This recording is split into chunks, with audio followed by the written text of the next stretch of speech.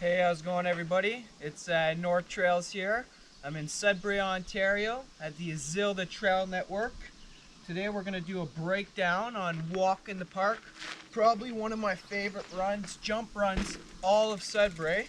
Just made it to the top of Walk in the Park. Probably one of my favorite trail networks in the last year or two for sure. Got about easily 5 to 10 new trails. This one here is not fully done. But my plan is to show you what the boys and I have been working on. So we're gonna start it off with a POV and then I'll break down the entire run for you guys.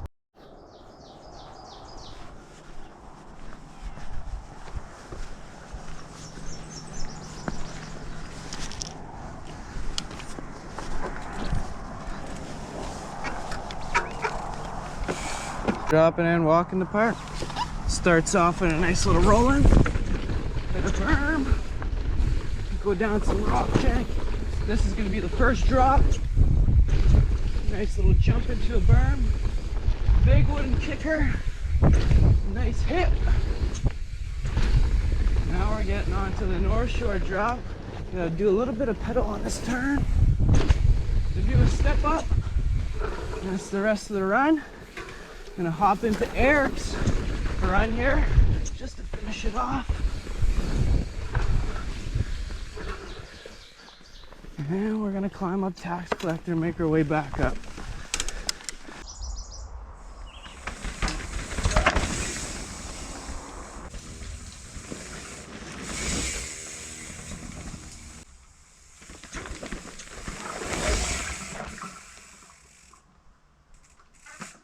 We just got to the first feature on Walk in the Park. Basically, if you can't hit this first drop, I wouldn't recommend on doing the rest of the run. This drop looks a lot more intimidating with all of the rocks and everything, especially if you're standing deep in the hole like this. You're looking at least a good 8 feet, but from the top of the landing I'd give it more a good 5 feet, right? And it's not too big of a gap. So what I like to do my first time is at least do a good roll into it so I could spot how far the landing is. So now after rolling in and seeing the actual distance, I know I don't have to pedal or anything. Just ease off my brakes as soon as I get off the rock roll. And other than that, just give her a little pop. See how she goes.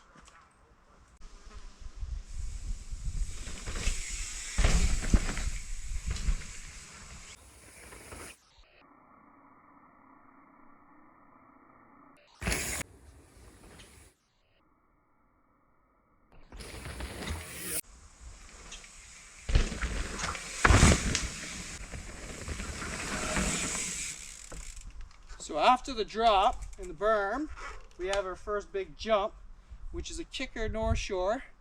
It's pretty big. I would say you're looking at about a good 7-foot gap with maybe a 5-foot drop from here to the ground. But then you're adding maybe 2 feet for your landing, so it's not too bad. Definitely want to give it a little kick when you're coming out. As soon as I come out of the berm, completely let off the brakes, and you should have perfect amount of speed going through most of this trail without pedaling.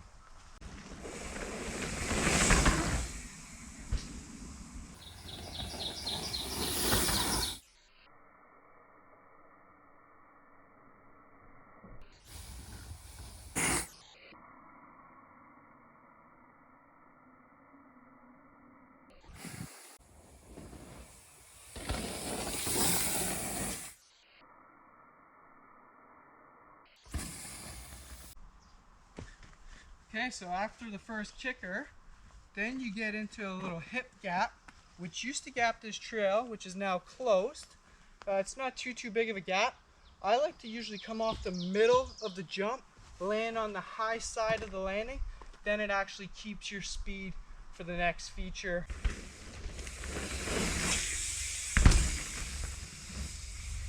For one of the coolest and biggest looking features on the trail, you're looking at the North Shore drop. You're going to come up after the hip jump. You want to keep your speed not too fast because there is a turn on the North Shore drop. Once you hit the turn, I would suggest to throw in a good pedal and then you could plop right off onto the landing.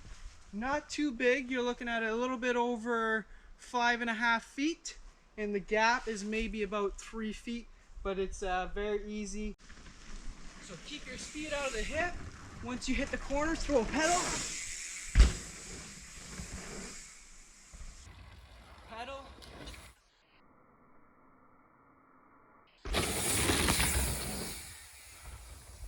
And now we're on to the last feature of the trail so far. It's not fully completed. I think we're gonna have another maybe 2 or 3 features left. But for now, this is most of the trail. It's a nice little step up. Looks a lot bigger than what it actually is. I would say it's almost the same height from the takeoff to the landing, maybe an extra foot.